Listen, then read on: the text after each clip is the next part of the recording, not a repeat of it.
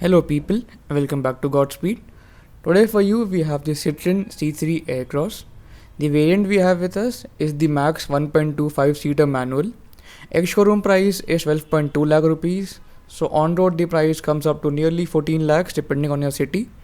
And in this video we'll cover every bit of the vehicle and the design, the features, the space and the engine. Speaking of, let's start with the engine first. Let me open the engine hood and show you the engine of the vehicle. So the engine over here is a 1.2 liter 3-cylinder turbocharged petrol engine producing 110 PS of power, 190 Nm of peak torque, available only in a 6-speed manual transmission. The company claimed ARAI mileage is 18.5 kmpl. And let's close this and let's come to the design of the vehicle. So this is how the car looks from the front, very similar to what we have seen in the C5 Aircross, the typical Citroen design language. Up front over here is the imposing front piano black grille and the chrome chevron emblem, that's the Citroen logo. It also gets black or piano black inserts, and below here the skid plates and your fog lights and the air intake chambers given over there, and the and you can see over here the front grille once again, and LED DRLs, turn indicators and halogen headlights. This is the top of the line variant, but still you get halogen headlights in this model, and these are 3D jewel effect headlights, and that's how the car looks from the front angle. And the side and the bonnet lining and the wiper placement, you get normal wipers, no sort of frameless wipers have been given. And speaking of the side over here, you can see the tires. These are 17-inch alloy wheels. Size is 215 by 60 R17. Diamond cut alloy wheels with disc brakes at the front and drum at the back. Ground clearance is 200 mm, so it has sort of clearance to go anywhere you want. The ORVMs are covered in piano black finishing with the turn indicators given on the side. The window panels don't get any sort of chrome treatment, but the window panels are quite big. On the top you get your roof rail, which is functional. You can put in some weight over here without any issues. The door handles are old school, so you don't get any sort of keyless entry. And you also get body cladding all around the vehicle. Rear gets drum brakes. Here's your fuel lid, which can be opened from inside. And coming towards the rear, this is how the car looks from the rear. A very boxy shape given to the vehicle. From the front it looks similar to C3, and at the back also you can see you get a very boxy shape. You get the dimensioning of the vehicle on the screens right now. Dimensionally it is the longest in wheelbase in its segment, and you get an integrated rear spoiler and a quarter panel given over here, shark fin antenna and the indicated spoiler in this model, rear defoggers, rear wipers, and the Citroen logo, Citroen badging of PureTech, that's the engine, and the C3 Aircross badging given right over there. White LED lights for the number plates, rear parking camera, and also got rear parking sensors. The tail lights are halogen, no LED treatment have been given over here, but they again come with the 3D jewel effect, which is present both on the headlight and tail light. And overall the finishing is quite good. Rear bumpers and the rear skid plates, even this is covered in silver. And you also get rear parking sensors. Let's open the boot. So with the third row removed, the boot space is 511 liters, and you get a twin compartment of parcel tray which can be opened up like this. And the boot space is really pretty big and it's segment leading according to the brand. And this cannot be opened, there's no spare wheel below. The spare wheel is mounted underneath the body, or here you get the tools to open it. There's a white LED placement light given over there, and the loading limb is pretty big, but the boot is quite large. And let's close the boot. The installation has been given over here.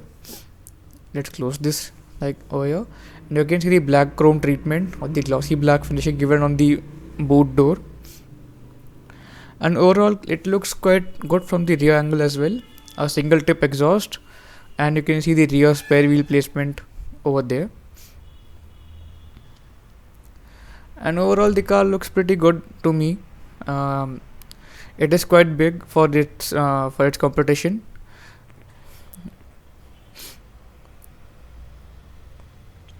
So let's open the rear door of the car and check out the rear space available in the rear seat experience. Opening aperture is quite good, but you get the same old school door handles, and no sort of speaker is placed over here, and over here is the bottle holder with cream treatment, and even over there you can see no leather finishing has been given. This is all plastic, satin silver chrome door handles, and this is the maximum legroom available, and that is the minimum legroom available. You get a rear headrests, and both of them are adjustable, and you also get a center armrest. Seats are quite wide, and these are fabric seats. These are not leather seats. And let me remind you, this is the top of the line variant, but even then you get fabric seats. And let's sit inside and check out more about the car rear seat experience of the vehicle. So when the seat is pushed all the way ahead, you can see I have good amount of legroom available. It is really pretty good, but in that case the front passenger will not have much legroom. So on an adequate average basis, the seat is quite well spaced. Small hump in between, and here is a USB type charging port. 2 charging ports given over here. Center cup or bottle holder. There's no armrest for the front passengers. The window button is given weirdly in the center, not on the doors, which is quite weird. And the rear center armrest, as you can see, this can be opened up, and you have 2 cup holders and small cubby hole given in the front. And you also get rear door seat pockets. Let's get to the other side. So with the legroom, with the seat pushed all the way behind, even then the legroom is pretty good for me, and even the headroom is pretty good, and so space will not be a major issue with the 5-seater variant. Even with the 7-seater variant, the second row seat is exactly the same placement. Nothing is different over there.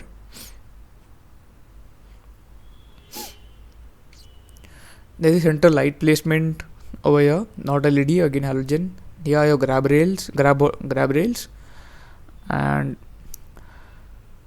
overall the backseat experience is quite good. Window panels are big, so you won't feel claustrophobic inside. And there's nothing much left to talk about the rear seat experience. The cushioning is also pretty good, and you can see the armrest for the front passenger, and that is how the dashboard looks. And let's check out more features by getting into the front seats. So this is the key of the vehicle, a very simple and basic key. Only 2 buttons lock and unlock the car, and you don't get any sort of keyless entry or push button start. A manual hole for the key is given over here. Old school door handles. This is a real bummer, which I find in the vehicle. And the front door pockets are pretty big than the rear door pockets, and piano black finishing on the doors. And again, this is plastic finishing, and the plastic quality is pretty good, I would say, not very bad. And the front buttons are given over there, front window buttons, speaker placement over there. The driver's seat is manually adjustable, and here's the lid to open the fuel lid. There's to open the bonnet, and this is overall the front dashboard look. Let's get inside, and before that you can see the pedal area.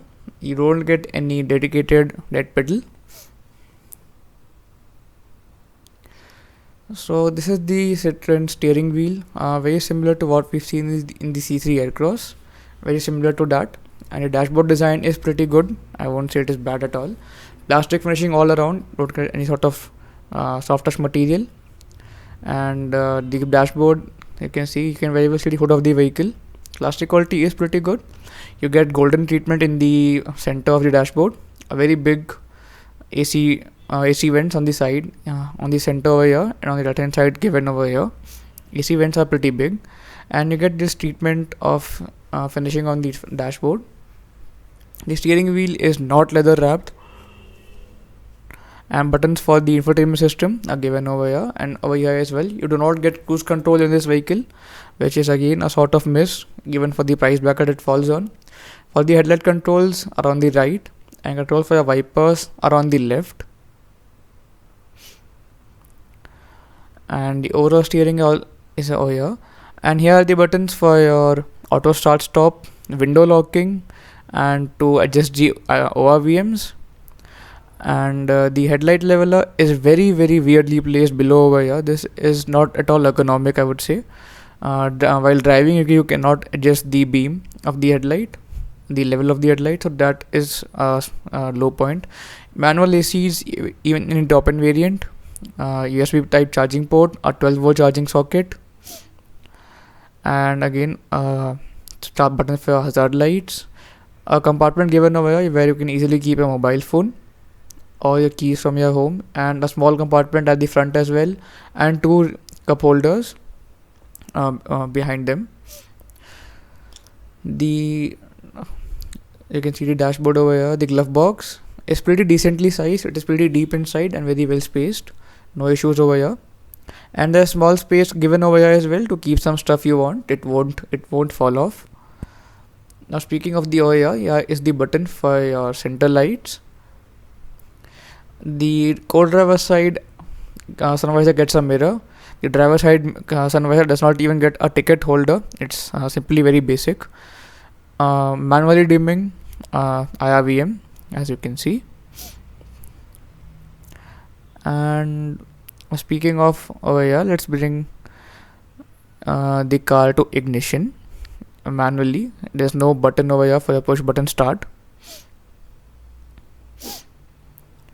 So in the front you get a 26cm touchscreen infotainment system with Citroen Connect, and a 17cm instrument cluster, which with a lot of details. A lot of details have been given over here, and we'll slowly browse through them.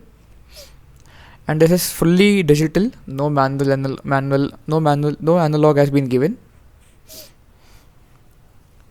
And you can browse through the instrument panel through the buttons on your left hand side, and there are different modes available for your display, whichever one you want. Then over here are the controls for your other details, the average details, and distance to empty, and the all other vehicle details you would need. So it is pretty easy to browse and not very confusing, and responds pretty well to the commands given. Coming to the infotainment system, so this gets Android Auto and Apple CarPlay, which can be used, and it is very sleek to operate. You can operate the radio by pressing this button. The navigation is also given, but it is not offline, and navigating through the system is not a very big issue. The touch response is pretty good. If you go to settings, you will see the audio controls, vehicle settings, the clock and date and time settings, and your general settings about the infotainment system. Nothing much to talk about the infotainment system as well. It is pretty basic but covers most of the things you'll need from a system, and it is very easy to use. You also get mirror link function, and you get gloss black treatment around the infotainment system. So now speaking of the safety of the vehicle, you get 2 airbags, ABS, EBD, ESP, hill hold control, and TPMS. That's your tire pressure monitoring system. So safety is pretty good. The car is not at all tested at the at any NCAP right now, so we'll just have to assume that this performs pretty good. It has the 6-speed manual gearbox and silver finishing around the gear lever. And what is missing over here is the armrest is just for the driver, and the small one, the center panel, is completely empty and the buttons are very weirdly placed. So my final verdict would be that this car has a lot of space for your stuff, and can easily carry a lot of people. This can be a very good people carrier, but on the other side it has many ergonomic issues, and this seems pretty basic from most of the angles. Basic simple features are missing, and when you pay a premium of 14 lakhs, you expect to get those features like cruise control or push button start.